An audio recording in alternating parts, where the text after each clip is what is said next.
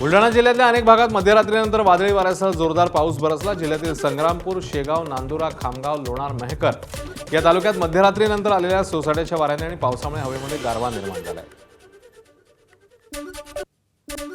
सिंधुदुर्ग जिल्ह्यामध्ये सलग 2 दिवस सोसाट्याच्या वाऱ्यासह अवकाळी पावसाने जोरदार हजेरी लावली आहे। दोडामार्ग तालुक्यातील तिलारी खोऱ्यातल्या केळीच्या बागांना मोठ्या प्रमाणात फटका बसला। केळीचं पीक पूर्णतः उद्ध्वस्त झाल्यामुळे शेतकऱ्यांचं मोठं आर्थिक नुकसान झालं। गोंदिया जिल्ह्यात अवकाळी पावसामुळे मका उत्पादक शेतकऱ्यांना मोठा फटका बसलाय।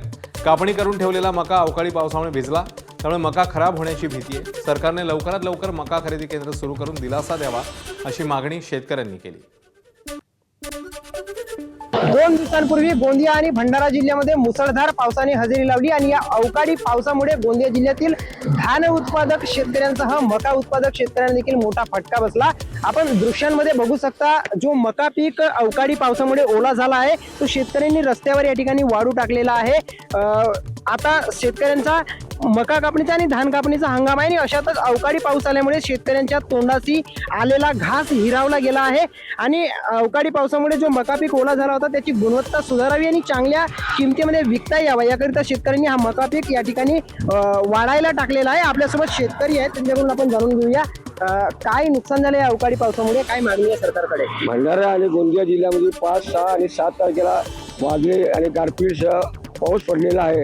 त्याच्यात आमचे मक्का पीक होते, ते मक्का पिकावर पाणी गेल्यामुळे मक्का काळा पडण्याच्या मार्गावर लागलेला असल्यामुळे आम्ही शेतकऱ्यांनी आपला नॅशनल हायवे रोड जे खाली जागा मिळेल त्या ठिकाणी चौकात आम्ही हे मक्का वाढवतो, कारण मक्का वाढल्यानंतर त्याची गुणवत्ता सुधारेल।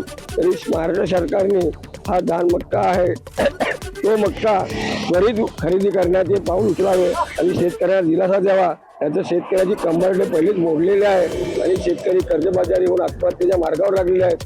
तरी माझी सरकारला अशी विनंती आहे कळकळीची की मक्का हा काळा पडण्याच्या मार्गावर असल्यामुळे लवकर मक्का खरेदी करून शेतकऱ्यांना दिलासा द्यावा ही आग्रहाची विनंती आहे।